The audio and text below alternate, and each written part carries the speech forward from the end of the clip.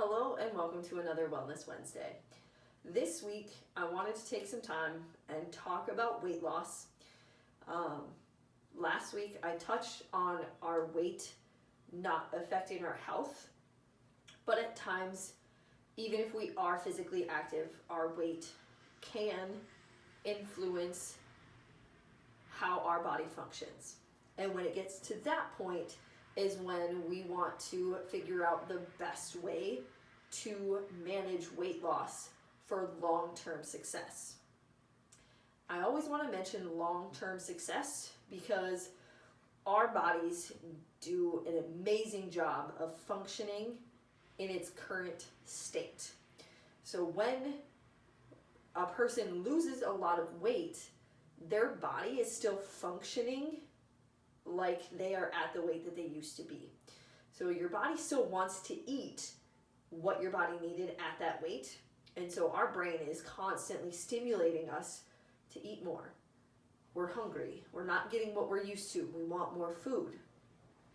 So to kind of negate that as a hurdle, one of the big things that you can do is to make a slow lifestyle change of how you eat food. The biggest way to do that is to first recognize what you're eating. Being fully conscious of what it is that you are consuming throughout the day. That doesn't mean you have to track every gram of food that goes into your body, but it is helpful just to sit down and recognize I'm eating this amount of this food, this amount of this food, and this amount of this food.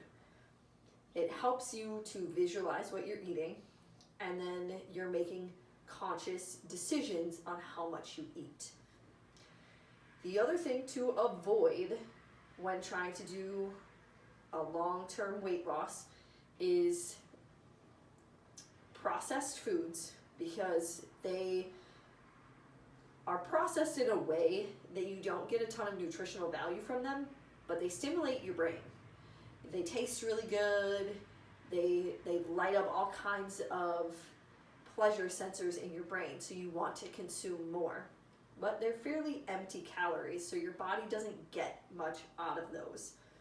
And so when that happens, that's when our body's regulatory system that keeps our consumption regular and what we need it to be tends to get off kilter.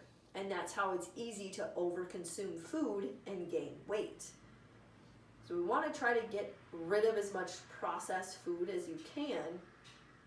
Obviously, for some people that's not possible. So when we do have to eat processed foods, the biggest thing is to portion it out. Making sure that you're not eating out of the bag for chips. If you're going to eat chips, put them in a bowl, and you're only going to eat that bowl's worth of chips. Otherwise, you can very easily overconsume those types of foods. And another thing to focus on is eating slowly. So once you have made a conscious choice of what you're going to eat, you want to eat that as slowly as possible. Because again, when we eat a lot of savory, salty, sweet foods, there are pleasure sensors in our brains that are getting stimulated. And so when that happens, if we eat too fast, the part of our brain that's like, no, we're full, we need to stop eating, is lagging behind. So the slower we eat, the more our brain is able to catch up to what is really happening within our body. So those are a few ways to kind of shift the way that you eat into a sustainable way of eating to maintain weight loss.